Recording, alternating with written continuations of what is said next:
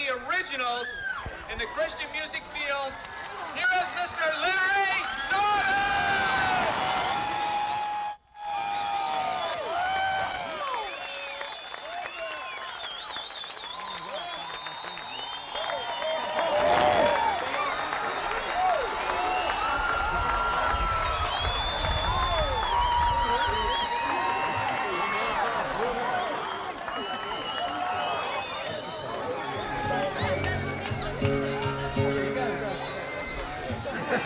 Everybody else lay down, okay?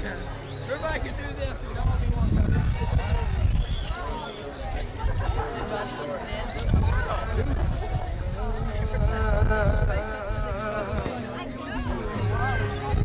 not living dead. It's living second. I don't think you took me seriously, did you? What is all this, stuff? You shouldn't bring animals. They could get hurt. They could go deaf. Watch it. Watch your mouth. Watch your mouth. Don't say old around here. Don't say old around here. Oh, that's one with blonde hair, right? He's all right. No, I was standing over here on the side and I was listening when some of the other groups were on.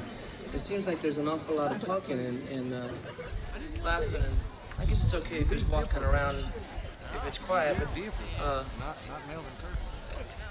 I thought people came for some of the music and some of the speaking. And just curious. I went to the Eagles' last concert, and there were people walking around talking the whole time the Eagles were doing their farewell concert. I don't understand. Concentrated and not concentrated at the same time. Yeah, that's right. We can't hear you. What's your baby for? When I turn the radio, I can't hear it. Someday there's going to be a real lot of noise, and everyone on Earth is going to suddenly look up, and they're going to see the sky rip open, and right through the clouds, a figure will descend, and every man shall see. But I believe many people will look up and say, E.T. Yeah, And I hope that you are not one of those people. It's like Gandhi. I know, it is kind of sad. This is a theme song from the movie Star Wars. This is the final chapter, part 9. This is where Luke Skywalker finds out who his real father is.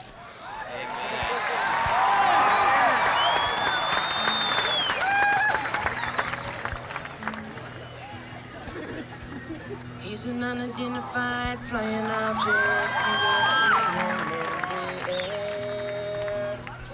He's an unidentified flying object, and you will drop your hands and stare.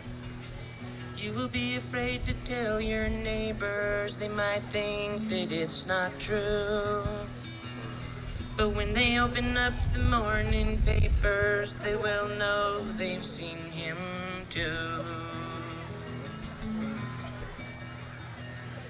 He will come back like he promised, with the price already paid. He will gather up his followers and take us all away.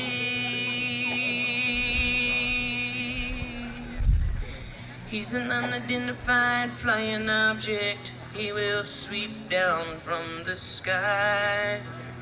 He's an unidentified flying object, and some will sleep but will not die. He's an unidentified flying object coming back to take you home. He's an unidentified flying object, and he will roll away your stone. And if there's life on other planets, I'm sure that he must know. And he's been there once already and has died to save their souls.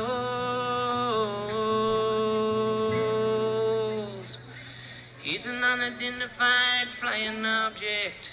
You will see him in the air.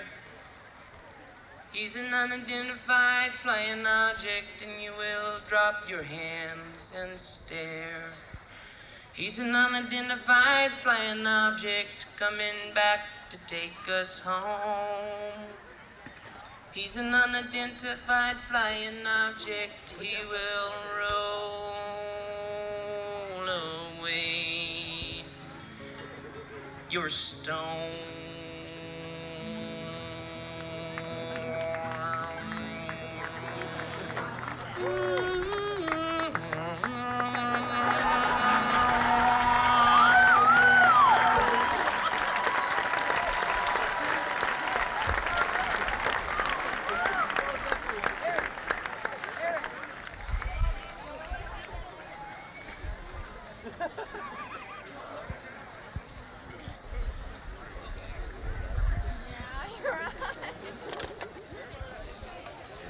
A lot of us are wasting time with our lives, and we don't realize it because no one's calling us into accountability.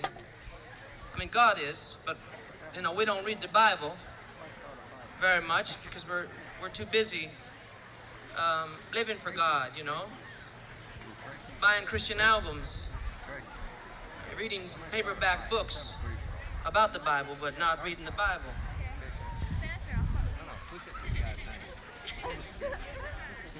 We're wasting our time. If you don't, I'm gonna. When I was little,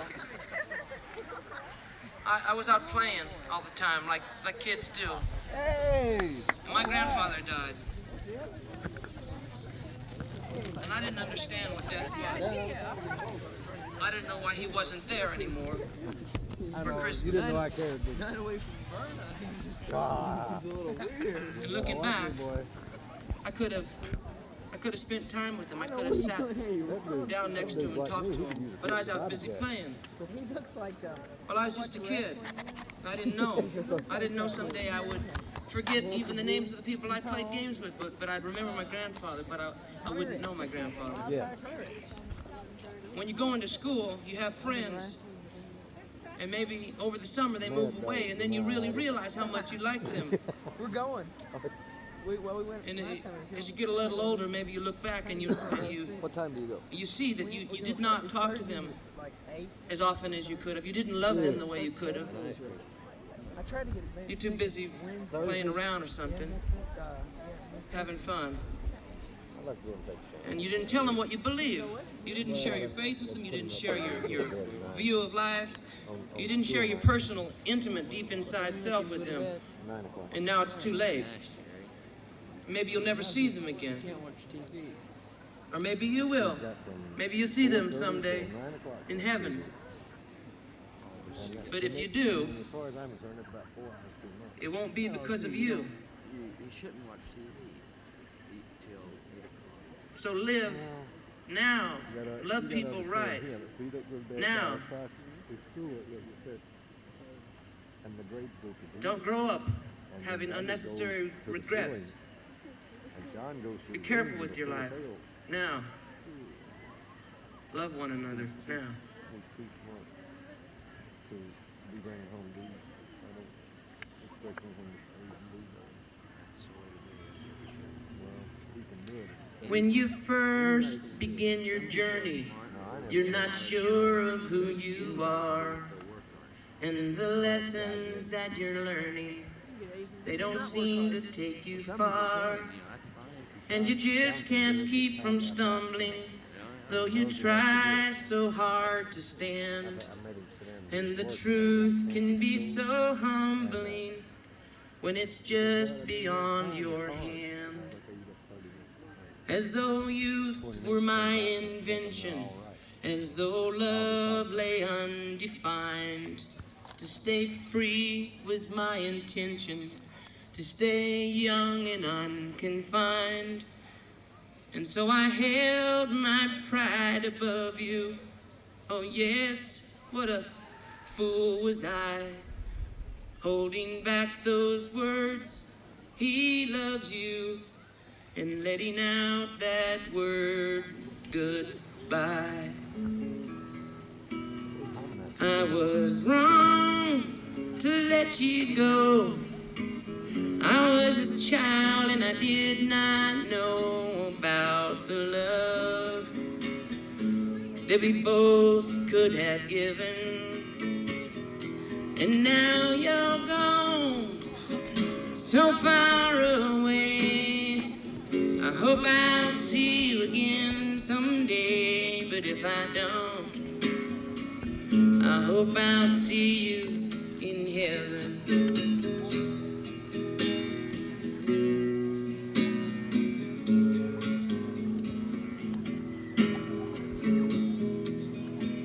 I was foolish in my younger days to think they'd never end.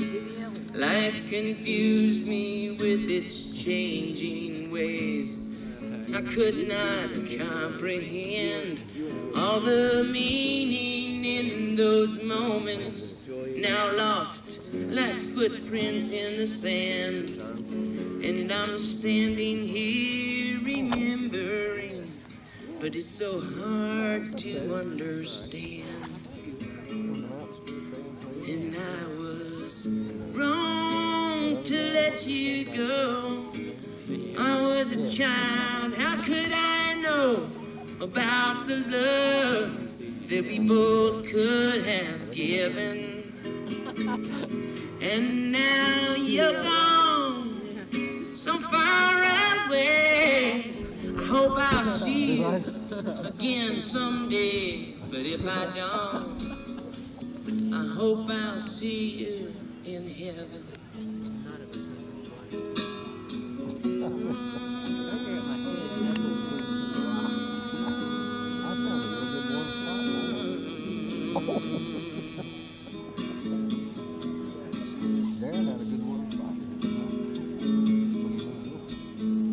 I've been sitting in this garden in the middle of my days, and my memories fade and harden as the years they slip away.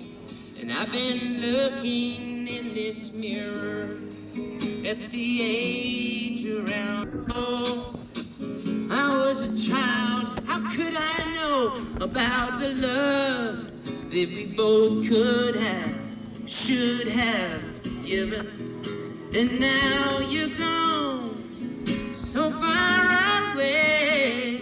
I hope I'll see you again someday, but if I don't, I hope I'll see you in heaven. If I don't, I hope I'll see you in heaven. Well, if I don't, I hope I'll see you in heaven.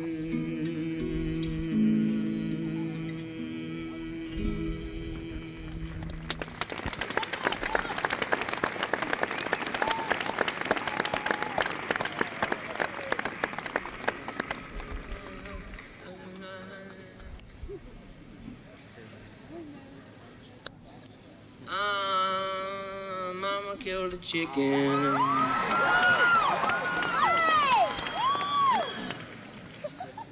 Is this guitar loud enough for you?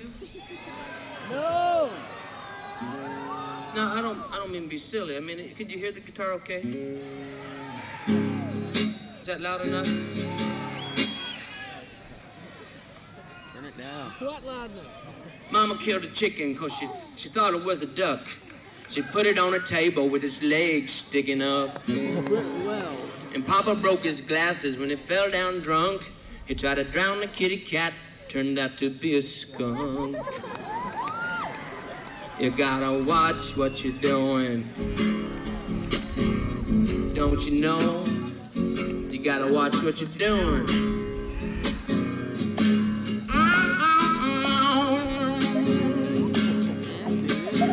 I knew a girl, she was sweet as could be, but she fell for men like a chainsaw tree. She listened to their lies, she was fooled by their charms. Now she's sitting with the baby in her arms. You gotta watch what you're doing. You know that. Yeah. what you're doing. Yeah, you gotta watch what you're doing.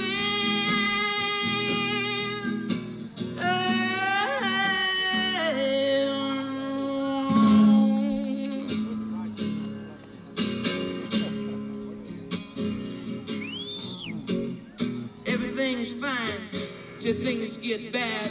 Then you sit around talking about all the good times you used to have. Well, it ain't no good to lead a life of sin. If you don't shape up, you know you won't get in. You gotta watch what you're doing, 'cause he does. Yes, he does. You know, he watches what we're doing. He loves us, and he watches and he loves us, and he watches.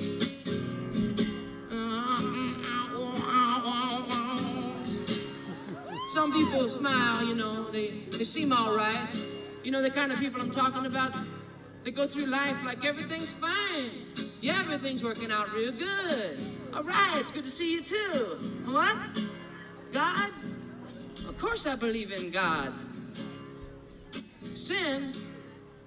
Yeah, I heard about it. I know some people who done it. Some folks smile and they seem all right. And then later you find out they're more like filled with angels of light, you know, demons in the night. You ought to try to love everybody, but don't be blind. Some kind of people try to mess up your mind. So you gotta watch what you're doing. Watch out who you hang around with. Watch out who your friends are. Watch out who you fall in love with. Watch out who you marry. I know what I'm talking about. You only got one life. Be careful. Don't mess it up. Some folks say that God is dead, that he doesn't exist except inside your head. Well, I wonder how many are gonna be surprised when they look straight up and see him coming through the sky.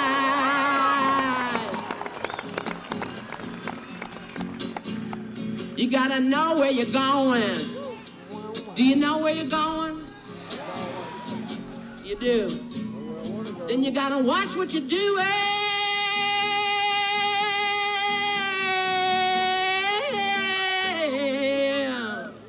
Yeah.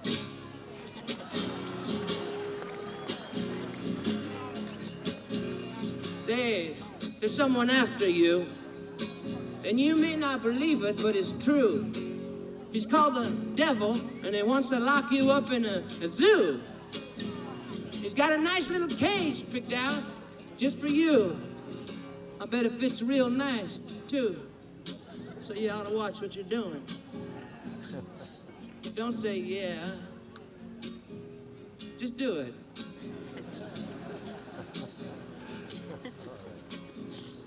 You got to watch what you're doing.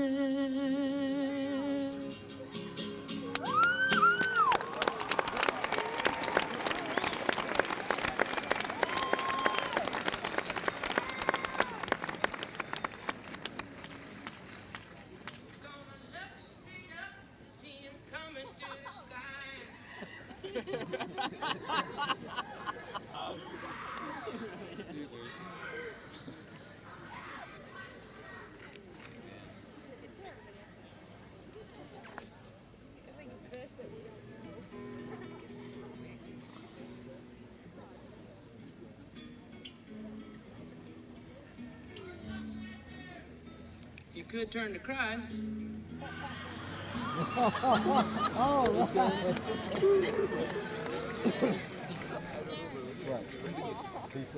Well, my life is filled with songs, but I just could not get along without my friends. And I'm happy now, but when this good life ends, I know a better life begins. And love to you, Sir Stonehead, with your guitar full volume on your amp. You're so crazy, but you know it, and I love you as we both crawl toward the lamp. with Clapton on guitar, Charlie Watts on drums, McCartney on a Hofner bass, with blisters on his thumbs. Ears all hide and disappear while love inside keeps growing. Oh, let it keep growing. You're older but less colder than the jokes and folks you spent your childhood knowing. Yes, you did. Yes, you did. And someone died for all you friends, but even better yet, he lives again. And if these songs do not make sense to you, I hope his spirit slips on through. He loves you. We have touched so many main men. Like this is touched all Christians. He loves you. Guitar player for Sweet Comfort. Oh yes, God really does. He loves you. And if my words do not appeal to you, I hope his spirit slips on through. You know he loves you.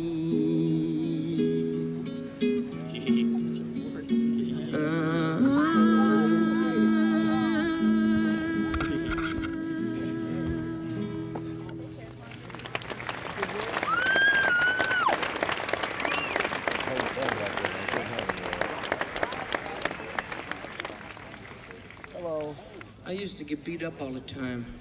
Me too. I didn't like it. I wanted to take some judo lessons to learn how to protect myself, but my mother said we didn't have enough money. And then on my birthday, she saw an advertisement in the newspaper about some free ballet lessons. Oh. Mom,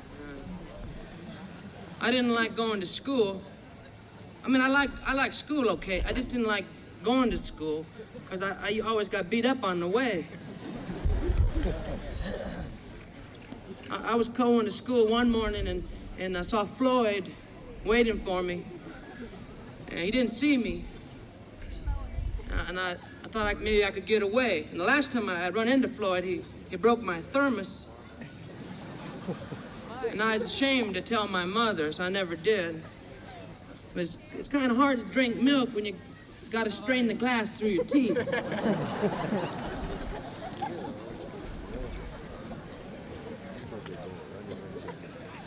So I saw Floyd up there on the sidewalk, and I tried to go around behind this car, but he saw me. And he turns and he looks toward this building, and he goes like this. And out from the doorway come Freddie and Caesar. And they just all three stood there on the sidewalk. And I couldn't get past them, so I just stopped. One of them took my lunch pail away from me. And then they started to move in closer and go around to the side. And I thought, I better make some kind of move.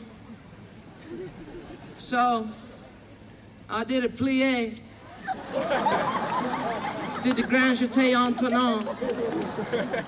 And I did a pirouette.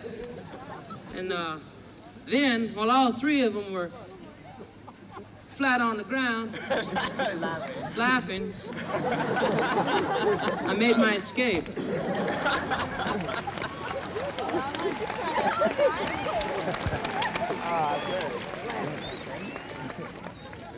Here I am.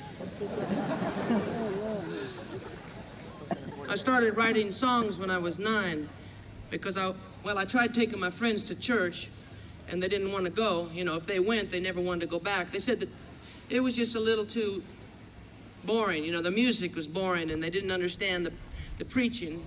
Well, they only went once. They should have given it more of a chance, but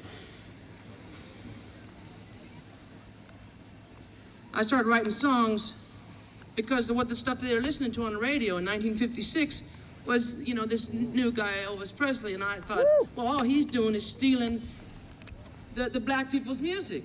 I mean, maybe he's not stealing it, but that's all he's doing is singing it. it's gospel music. I mean, the black church, they made up this kind of music, and now he's putting love song lyrics to it. And, you know, rock and roll, some people say rock and roll is of the devil, but rock and roll came from the church. You remember a couple hundred years ago when we went over to Africa and we brought back all those people to help out for the summer?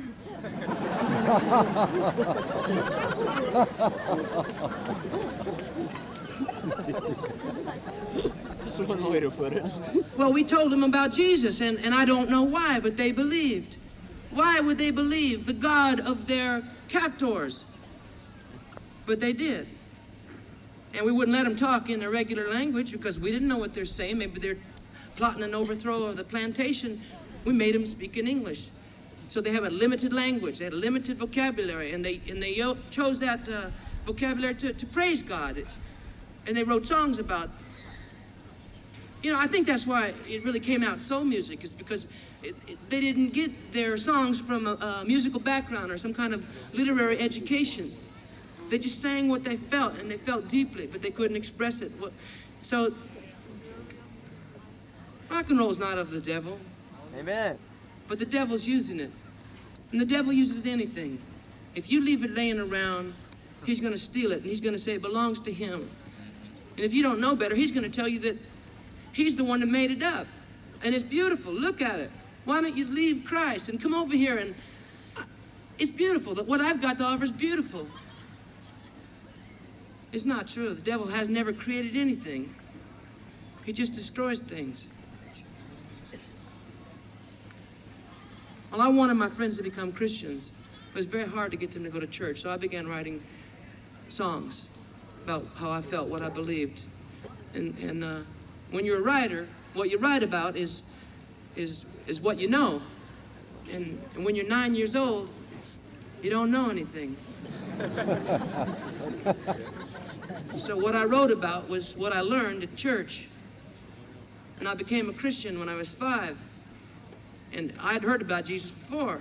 I knew about Jesus, and I knew that he was kind and let the young kids come up and sit on his lap. But I didn't know that he was crucified. Nobody'd ever told me that. Some kids at school were laughing at me because I said I love Jesus, and they said, he's dead, and I didn't know that. Just like some kids don't know that Santa Claus isn't real. I didn't know that Jesus had lived a long time ago. I thought he was here now. Nobody had told me the gospel. But I knew about God. I knew about Jesus. I became a Christian because I found out why Jesus died. Even though I was only 5, I knew I was bad. I knew I was a sinner. I was always doing stuff, poking my sisters and stuff. And when they were too young to talk, I'd steal their cookies and stuff. I would. Yeah, I can laugh about it now, but back then, those were really big sins. Those were wrong. Those were wrong. I needed forgiveness.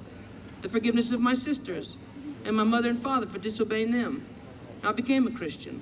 And when I went to church, I didn't understand it at first, any more than my friends when I was 9 years old understood it. I remember what it was like, going there, sitting on those hard benches and listening, trying to concentrate. I'd be sitting there, swinging my legs, trying to not go to sleep and stuff. And somebody'd always say, would you stop fidgeting, sit back? So I'd sit back and my legs would go straight out.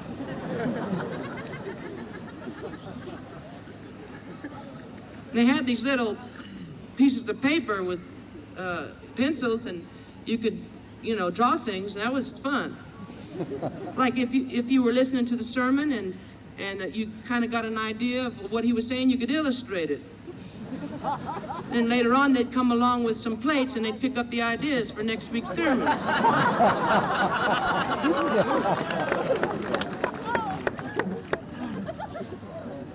I didn't understand church.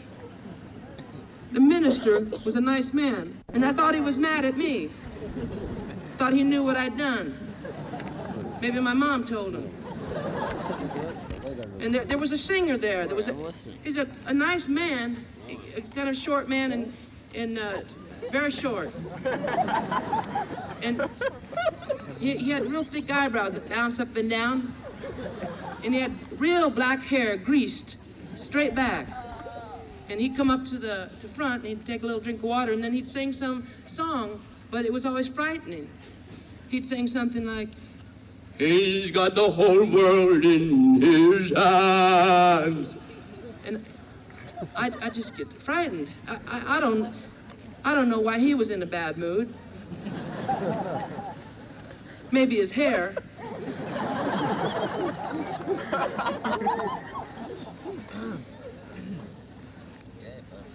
After church every Sunday, I'd go outside, and on the sidewalk, there'd be all these kids my age, but I never saw them in church. I didn't know where they came from. I found out they went to a different church. They went to a church downstairs in the basement, the children's church. So I started going down there, and that was very different. The preacher was in a good mood all the time. The preacher was a woman. She was happy all the time about nothing.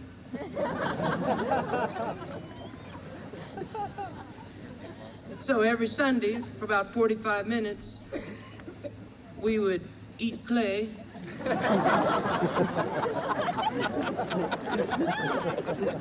We'd throw blocks, and we'd do medical operations on the dolls.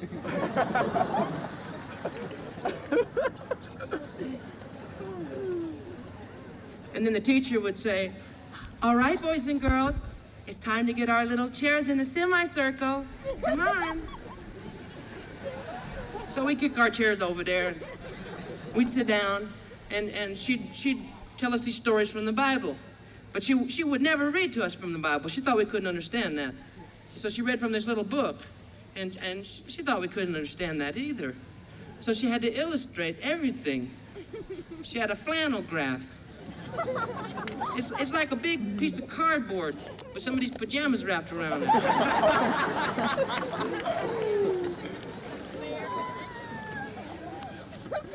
So she'd tell us these stories from the Bible, and she'd put things up on the flannel graph, and we'd look at them. Like she'd tell the story of the shepherd, and one day the shepherd was out in his field watching his little sheep, and he noticed that one of his little sheep was missing.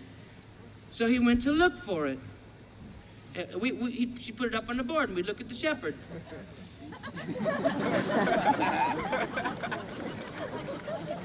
And then she'd say, so he'd go and look for his sheep.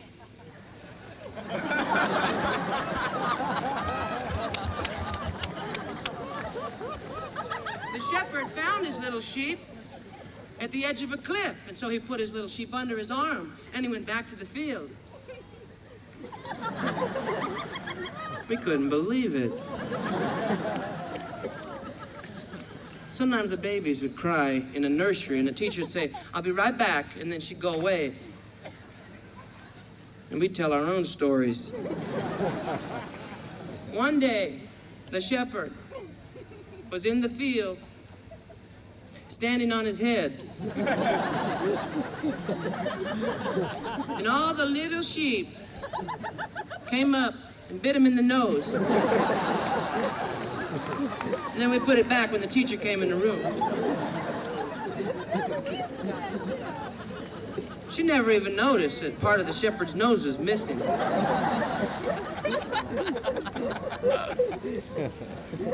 So that's how I wrote this song.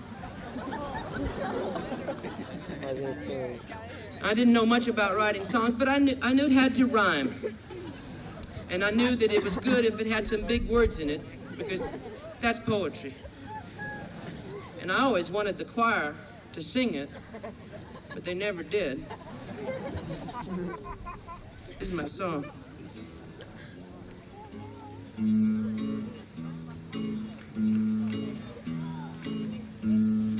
Don't help me by clapping. Moses tending sheep in the fields one day, thought he heard a burning scrub brush say, "Go and free your people from the Pharaoh's hand. Go and take them all to the promised land." Moses knew that God was talking to him, so he set off to Egypt with the vigor and vim. Moses bugged the Pharaoh, he bugged him and he bugged him till he got his people free. He used real bugs.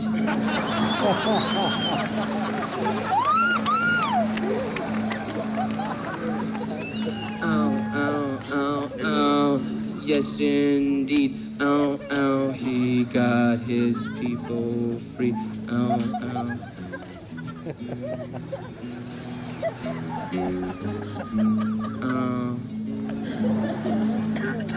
Moses on the banks of the wide Red Sea stuck out a stick and 1, 2, 3. The water rolled back and the people walked down. Everybody knew that they wouldn't drown. Pharaoh told his army, bring them all back.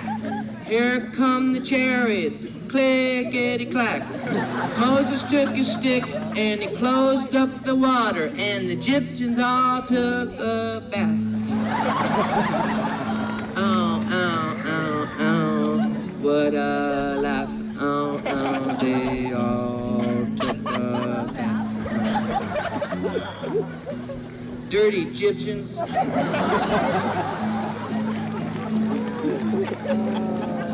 Grab my foot, take my hand, lead me on to the promised land. Milk and honey, milk and honey, milk and honey, milk and honey. Me and all of your people are here, so keep on sending manna from the atmosphere. Now, I always thought if the choir sang it, it would sound like this. Milk and honey, milk and honey, milk and honey, milk and honey, ooh.